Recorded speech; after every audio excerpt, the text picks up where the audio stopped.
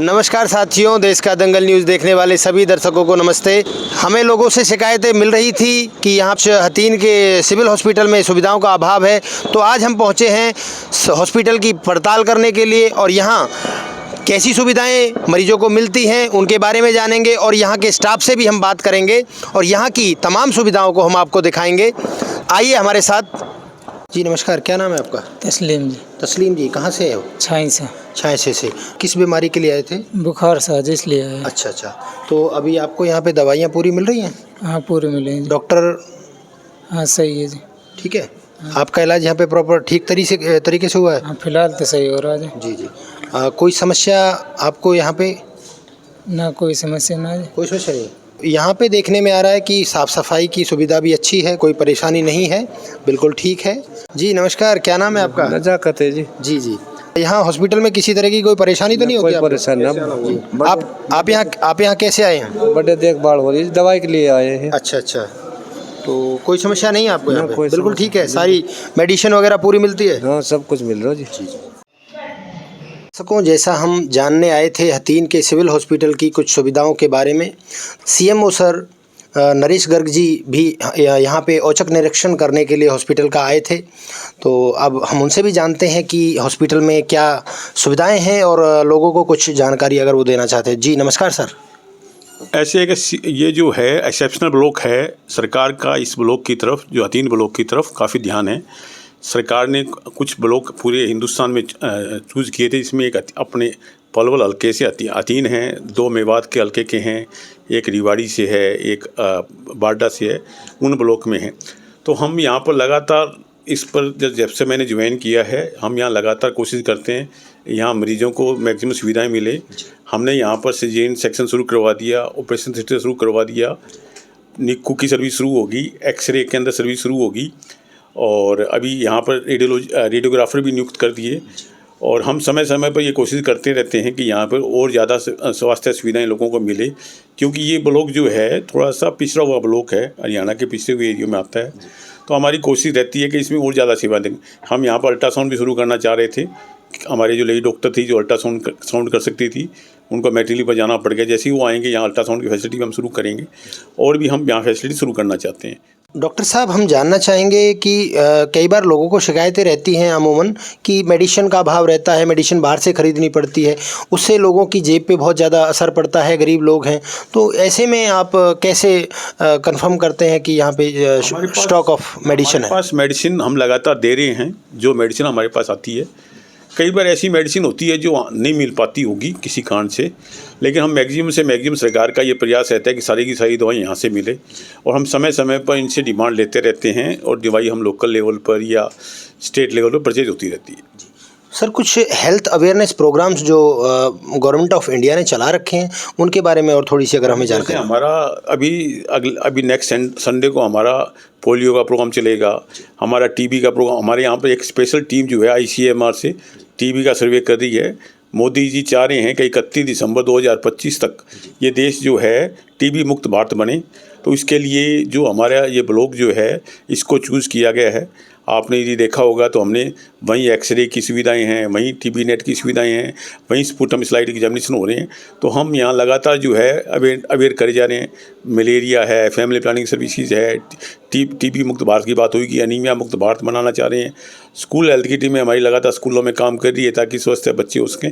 और हम लगातार अपने टीम से, हम अपनी आशाओं के माध्यम से, ANM के माध्यम से, मेडिकल ऑफिसर के माध्यम से लगातार सचेत करते रहते हैं कि भी prevention is the best cure, ताकि बीमारी हो ही ना, ताकि ना सुविधाओं का हम मैक्सिमम से मैक्सिमम पब्लिक तक पहुँच सकें। इम्यूनाइजेशन में बड़ा जोर रहता है हमारा। कुछ जो हमारे टीबी के मरीज़ हैं वो भी हमारा चैनल देख रहे हैं, तो उनके लिए क्या आप इन्फॉर्मेशन देना चाहिए? हमारे पास जो मैंने बताया ना, देश इस मोदी जी का सपना है टीबी मुक्त भारत का।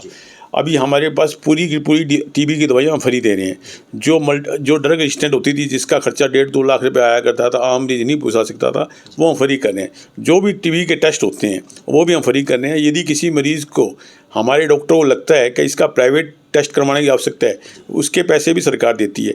इसके साथ साथ हम 500 रुपये पर मरीज पर मंथ 6 मंथ तक मरीज़ को डाइट के तौर पर भी देते हैं। और हमने यहाँ पर कुछ NGO को भी तैयार किया है जो मरीज़ को फ्री डाइट देती है। मौसम के बदलाव के साथ कई बार खांसी, बुखार, जुकाम ऐसी समस्याएं अमूमन होती हैं, तो कैसे पता चलेगा कि सर किसी को टीबी है? क्या सिम्टम्स हो सकते हैं? ऐसे है कि 14 डेज, वैसे तो हमने सरकार ने पॉलिसी बना दी, किसी को बलगम आती है वो अपना स्पुटम की जांच करवाए। हमारा टारगेट है कि 30 जो 1000 की आबादी पर 30 स्पुटम की टेस्ट होने चाहिए। किसी को भी वैसे 14 डेज़ का कहते हैं हम, लेकिन हम ये भी कहते हैं 14 डेज से पहले भी अपनी स्पुटम की जांच करवाएं, बलगम की जांच करवाएं, और उससे हमें पता लग जाएगा कि उसके टीबी है कि नहीं है। तो ये थे हमारे साथ सीएमओ नरेश गर्ग सर। उन्होंने बहुत ही डिटेल में हमें जानकारी दी, और देखिए उन्होंने पहले भी बताया कि प्रिवेंशन इज़ बेटर क्योर। तो हमें ये सावधानी रखनी है, अपना जो परहेज़ अच्छे से करना है और अपनी बीमारी से बचाव करना है। स्वास्थ्य सुविधाओं की जानकारी लेने के लिए हमारे साथ हैं हॉस्पिटल के एसएमओ डॉक्टर गजय सिंह, और उनसे हम जानते हैं कि क्या सुविधाएँ हैं हॉस्पिटल में। ओपीडी, आईपीडी और हमारे यहाँ ओटी की भी सुविधा उपलब्ध है। मरीजों के हित के लिए सभी सुविधाएं उपलब्ध हैं। तो चिकनगुनिया की समस्या बहुत ज़्यादा फैल रही है क्षेत्र में, तो इसके बारे में आपके यहाँ पे इलाज के लिए पूरी सुविधाएं उपलब्ध हैं? जी, हमारे अभी पिछले 1 हफ्ते के अंदर हमारे यहाँ 6 चिकनगुनिया के केस रिपोर्ट हुए हैं और हमने मरीजों के लिए पूरी सुविधा उपलब्ध है यहाँ पे। और जिस मरीज को कोई वो प्रॉब्लम होती है तो हम उसको यहाँ से रेफरल की भी सुविधा उपलब्ध है। एम्बुलेंस वगैरह सब हम प्रोवाइड कराते हैं जी। बाकी मैं तो आपके ये देश का दंगल न्यूज़ के माध्यम से लोगों को भी यही कहना चाहूँगा कि चिकनगुनिया के इलाज से बेहतर बचाव है। बिल्कुल डॉक्टर साहब, आपने ठीक कहा कि prevention is better than cure. तो मैं जानना चाहूँगा कि हम चिकनगुनिया को कैसे रोक सकते हैं, हमारे एक बार दर्शकों को इसके बारे में बताएं।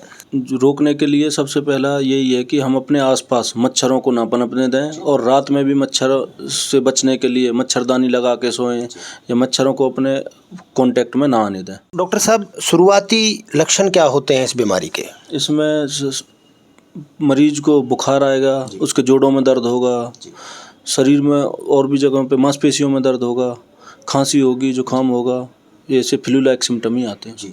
तो डॉक्टर साहब ने हमें बताया कि चिकनगुनिया को कैसे रोका जा सकता है, उसकी कुछ प्रिवेंशंस बताई और इसके कुछ लक्षण के बारे में भी हमें जानकारी दी। अब मैं डॉक्टर साहब जानना चाहूँगा कि कोई मरीज़ यहाँ पे आता है तो क्या हमारे यहाँ पे स्टाफ अवेलेबिलिटी पूरी है मेडिसिन वगैरह की? जी, हमारे पास स्टाफ मेडिसिन सब भरपूर मात्रा में है फिलहाल। कोई टेस्ट कराने के लिए किसी को कोई बाहर जाने की कोई ज़रूरत नहीं है? हमारे यहाँ 3 से किसी को बाहर टेस्ट के लिए नहीं भेजा जाता है। जी। सर, कुछ देखने में आता है कि कुछ टेस्ट होते हैं जिनके कुछ गवर्नमेंट हॉस्पिटल में भी चार्ज किए जाते हैं पैसे, ऐसा भी कुछ है क्या यहाँ पे? जी नहीं, हमारे यहाँ जो CHC हथीन के अंदर किसी भी टेस्ट का कोई पैसा नहीं लिया जाता है। जी। मैं आपके माध्यम से लोगों से भी ये अपील करना चाहता हूँ कि बाहर अपना पैसा खर्च करने के बजाय यहाँ पे इलाज कराएं, सभी सुविधा मुफ्त उपलब्ध है। हथीन के सिविल हॉस्पिटल के एसएमओ सर, जिन्होंने हॉस्पिटल के बारे में और एक चिकनगुनिया जैसी बीमारी के बारे में हमें बहुत अच्छे से जानकारी दी। तो अगर आपको हमारी खबर अच्छी लगी तो इसे ज़्यादा से ज़्यादा शेयर करें, और ज़्यादा जानकारी के लिए देखते रहें देश का दंगल न्यूज़। बहुत बहुत धन्यवाद। ऐसी खबरों से जुड़े रहने के लिए हमारे चैनल को सब्सक्राइब करना ना भूलें।